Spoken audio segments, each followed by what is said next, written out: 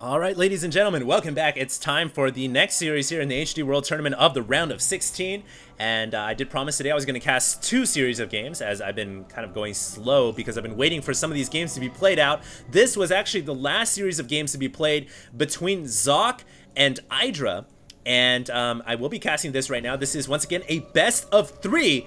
And of course, the round of 16 of the HD World Tournament.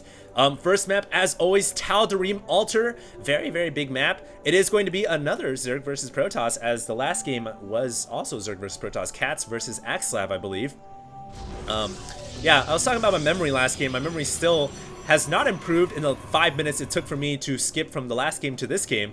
Yeah, it was a Zerg versus Protoss. I hope this time around a Zerg will be able to advance, because I don't think a Zerg has advanced so far, and that would be a real shame if no Zerg is able to get past the round of 16. But nevertheless, this is Idra, guys, and Idra, man, he is an overwhelming favorite to win this series. He is such a good Zerg player, and I really don't need to say it. I mean, all you guys out there, whenever I cast an Idra game, I read the comments down below. I really do read all these comments, guys, and you guys are always saying, man, HD is all over Idra, he loves him, blah, blah, blah, blah, and I mean, I do. I mean, he's a great Zerg player. I look up to him. He's a very strong and talented Zerg. And I've got to say, if I had to put my money down, I think Idra would probably take this game away, but I'm not going to take any credit away from Socke. And yes, I am pronouncing it correctly, I believe, because I met this guy last year at MLG Dallas, and I asked him, hey man, how do I pronounce your name? Is it Socke or Socke or what? And he was like, Socke. So, he is a very talented Protoss player. This guy is extremely good, and I really think we're going to be in for a solid series of games here between Idra and Socke. Once again, EG and ATN. I'm not sure what ATN stands for, but Socke has been with this clan for quite some time, as has Idra. And we're gonna see what's gonna happen. Looks like Socke will be throwing up a Nexus after the Forge. A little bit of a different timing than Axelav does, where Axelav threw up the Nexus first before the Forge. So Socke going a little bit more safer. Will also be throwing up the Gateway. And here's the one thing that Socke can actually do with the Forge going up first, is he can actually go ahead and throw pylons up and photon cannon this natural expansion in. But it doesn't look like he's gonna do that, as the spawning pool is now coming up. Idra has also gone for a macro-oriented build, and going for this hatchery first, and then into the gas. So I think both these players going for very eco-style builds. It honestly can go either way for both these players. And I think we're going to be in store for a pretty long-term game here, because this is obviously Tal'Darim Altar, very, very large map, and I've spoken about this before. It's look at how many bases there are on this map. I think this map has the most bases out of any other map in the entire map pool of Battle.net, save some crazy custom game map that has minerals everywhere and you can't even move a unit or build a building. But yeah, this map has a lot of expansion, so it can turn into a very, very complex game at the end of the day. And remember, both these players are extremely good. Idra has been training in South Korea for a very, very long time. He's an extremely talented Zerg. One of the best, a favorite to win this tournament. And we'll see how this game goes. It looks like Socke here still has his scouting probe alive. Will actually be running away from two Zerglings, but don't go on the creep. Don't do it! Oh man.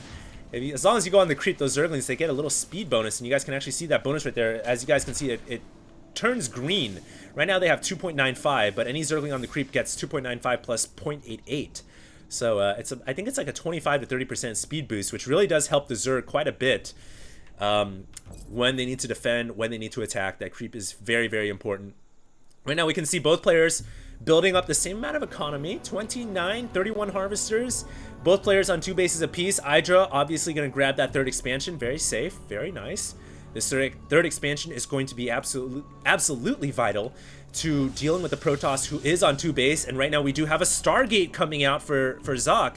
And it seems to me like Socke is going to go for this very similar build to what Axelav did in game number 1, going for these early Void Rays, these early Phoenix, applying early air pressure, because this map is just so easy to do it on. Look at, I mean, just look at these expansions. It's very easily traversable from this third to the main because of this huge chasm, which basically prevents ground units from mobilizing, but allows air units to easily hop over. And Void Rays and Phoenixes are going to be so good, but Idra, bringing in an Overlord, will scout that out. And, oh, excuse me, I actually pushed a button right there, so... A little bit of a slow motion Matrix rewind here as Idra is going to scout that out. He's going to see the Stargate, and he's going to see the Chrono Boosted Void Ray as it's on its way out of there. So I think right now we would expect to see Idra start to produce some extra queens. He does have a lair on this hatchery, so he cannot make an extra queen, but he does have two queens already, plus a third on the way. And I would assume a Spire or a Hydralisk Den quickly after the lair finishes. And right now Socke also throwing up gateways right now. He does not have Warp Gate yet, but it is on the way. So we're basically seeing an early 1 Stargate aggression into Warp Gates for the late game. And I do like that strategy because it's so powerful for Protoss versus Zerg on this map. Right now, Idra going for a Spire rather than going for the Hydralisk Den. I like that. All too often, Zerg players go for Hydralisk Den to defend against Stargate units, which it can work. But in my honest opinion, I firmly believe that Corruptors are far better than Hydralisks when it comes to dealing with Stargate units, and especially on this map, because of this chasm, you need air units to defend against air units. So Idra has decided to go for a Spire, which I'm scrambling to find, and there it is. There's a Spire inside the mains, which I love. He's gonna have Corruptors coming out. He should be able to deal with the Void Rays and the Phoenixes very easily. Here we go. 1 Void Ray, 3 Phoenixes coming in, starting that harass on the on the Queen. And the second Queen may actually go down as a result. Spore Crawler trying to do some damage, will not be able to pick off this Phoenix here as it moves toward the back, and the Queen will actually go down. That's the second Queen that has now dropped. A third Queen about to drop. The Spire still 10 seconds away from finishing. Idra saving up the gas he needs to build about 4. He will have about 4 Corruptors coming out as soon as that finishes, and thankfully for him, he does have enough Overlord space to make 4 Corruptors. Oh, make the Corruptors! There we go, 3 Corruptors coming out, so he had enough supply to make 3, thankfully. That could have been a very close call. You guys have no idea. The game could have ended right then and there, because if Socke had killed off an Overlord before the Spire had finished and put Idra in the red, he would not have had enough capacity to make Corruptors. But thankfully, he does have enough. 3 on the way right now, which should be able to deal with these Phoenixes, but man, Socke is just doing some serious damage. He has killed off about, I would say he's killed off about 5 or 6 drones, maybe 7. But Idra's still in the lead. He's shown that, man. I'm a macro player. You can kill off drones if you want. I'll just keep making more. I have an endless and unlimited and bountiful supply of drones. They just come out of everywhere. Every single expansion that I have. And it looks like, wow, Socke gonna kill off his own Cybernetics core so he can get outside of his base. He most likely has a Cybernetics core already somewhere else, already constructed. No. Oh, yeah, there it is. A little blind right there. Not only am I hard of memory, but hard of sight as well. But anyways, it looks like Socke gonna come in with his Phoenix and his Void Ray, still doing some pretty good damage. Idra coming in with his Corruptors. Corruptors very good at countering Phoenixes. They need to pick off the Void Ray first, so and that's what Idra does right away. Kills off the Void Ray, and now the Phoenixes will have to flee away because they just cannot. They are not equipped to deal with the heavy hitter that is the Corruptor. But that's okay for Socke, man. He's done the damage he needs to do. He only lost 1 Void Ray in exchange for a ton of drones. He is now going to go ahead and grab his top side expansion, which is going to put him 3 base to 3 base against Idra. But right now, it's tough. I think right now the game is relatively even.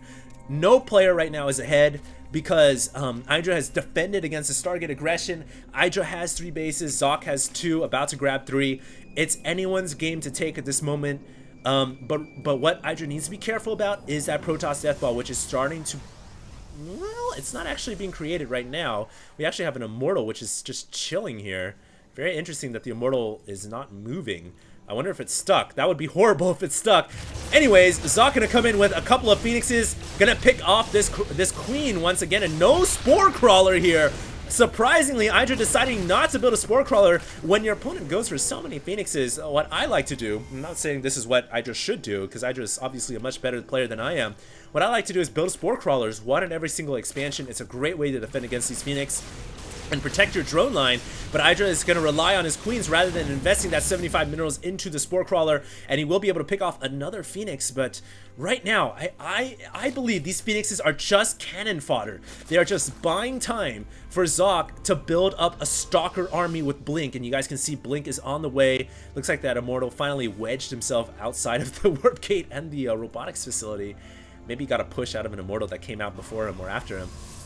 But I firmly believe right now Socke is just buying time with these phoenixes. He's once again moving into these bases, and still no spore crawler at these natural expansions, at these expos, which makes them so vulnerable to these phoenix. I just want to highlight these phoenixes and see their kill count right now. 4 kills on that phoenix, 4 kills on that phoenix, 4 kills on that phoenix, and 6 kills.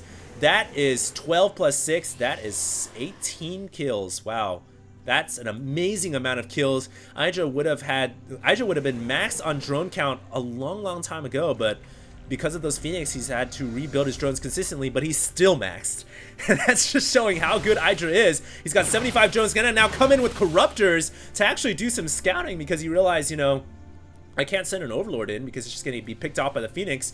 So I'm going to send my Corruptors in here. Don't really have anything to be scared about. I'm going to scout out the Protoss main, and he sees Twilight Council, Warp Gates, Robotics Support Bay. Okay, I am dealing with some kind of a combination of Protoss units here. And with that, Idra has decided to get Infestors with Pathogen Glands. In fact, these were already on the way.